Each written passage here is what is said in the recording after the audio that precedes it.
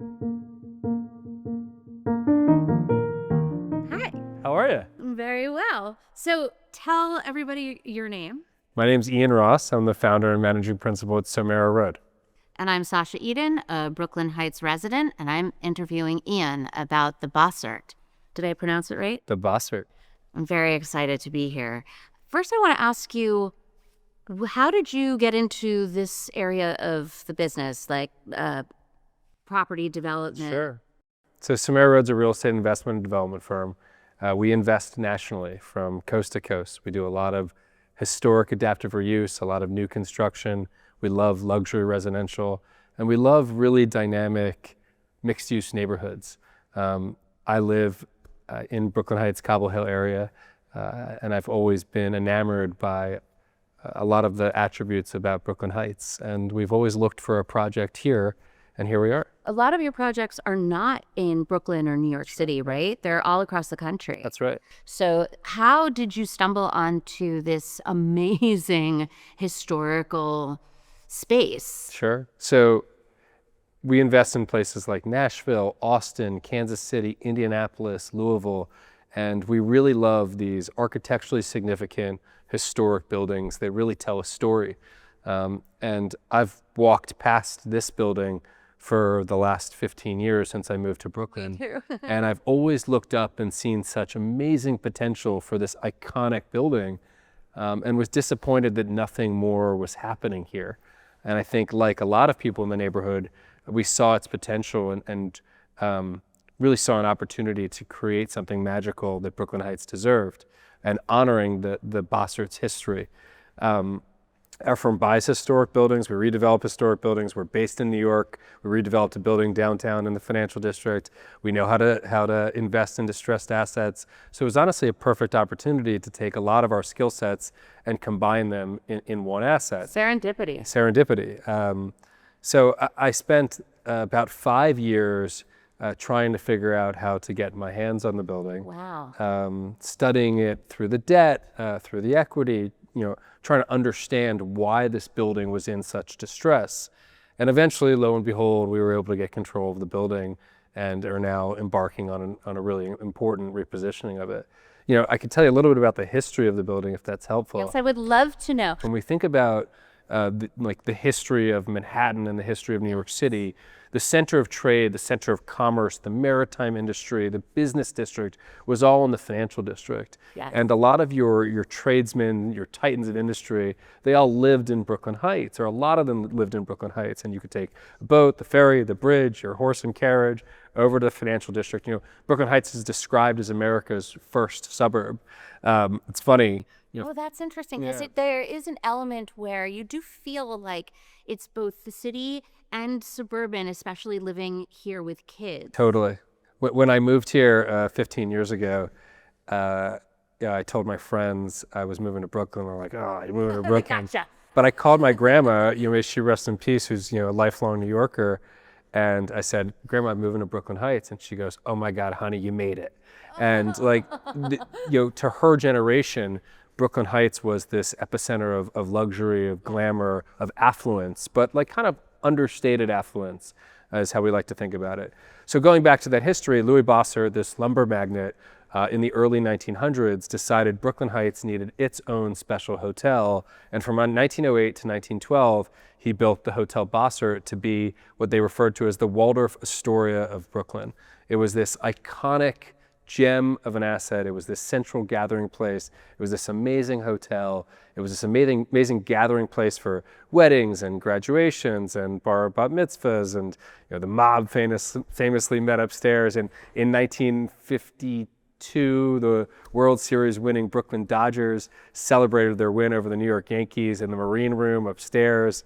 But this was this really special gathering place and an iconic location for Brooklyn Heights. Did you do a lot of historical research? Absolutely. I mean, the first thing that we saw, or I saw, walking past this building twice a day, my kids go to school around the corner, was this magnificent architecture and this authentic building. We can't build buildings like this anymore.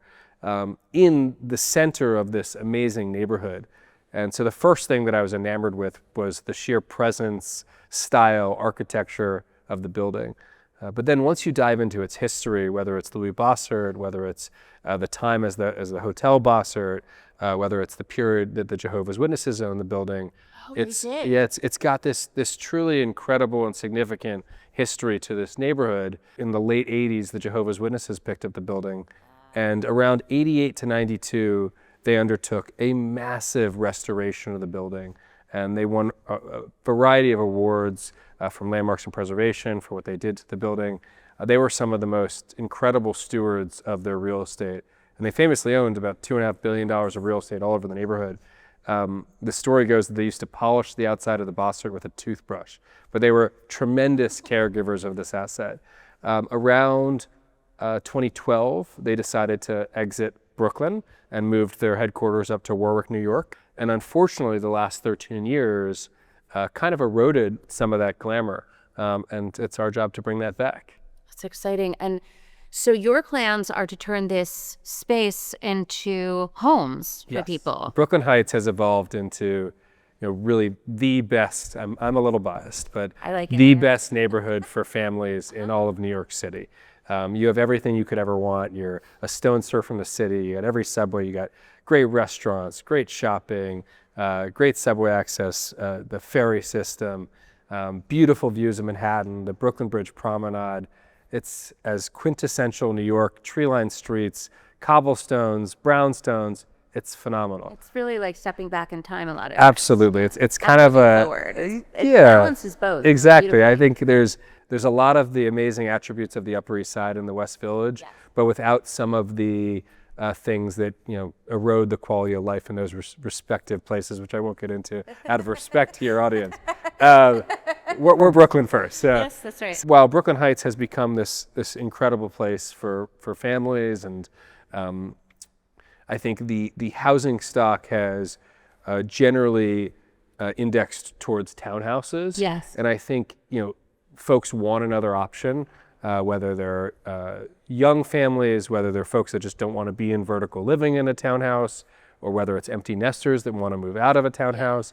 I think there's just been a lack of high quality luxury condo product in a great location in this market.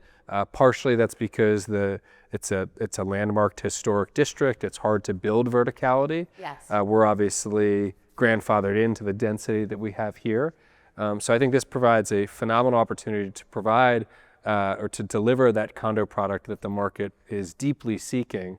So to answer your question directly, we'll be building between 60 to 70 luxury condos, primarily geared towards 3 and 4 bedroom users. That's really exciting. And I hear you're thinking of having a restaurant. The building's really comprised of 3 things. There's 60 to 70 condos that are obviously private to their condo owners. There's an amazing array of amenities. So there'll be. Can you tell me about I this? can tell you. I can tell you all the amenities.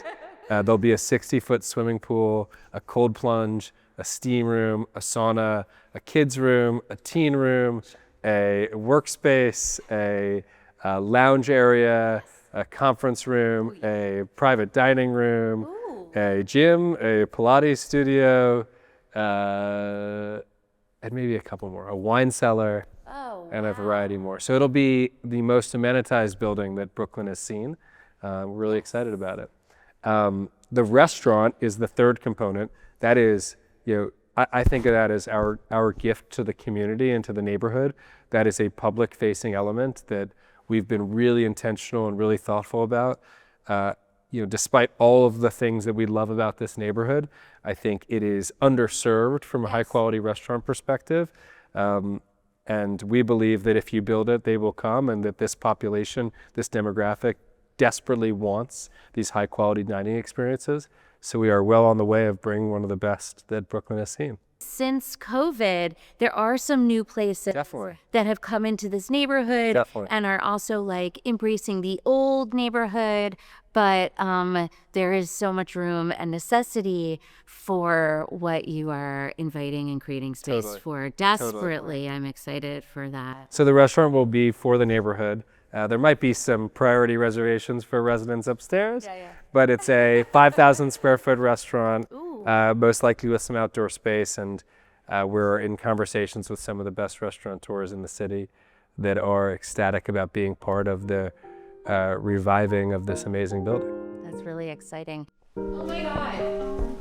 This is so incredible. You've got to be kidding me. You gotta come back. See, I was up here half an hour ago. You can see the Statue of Liberty. You can see the whole city. This is going to be the spot for July 4th.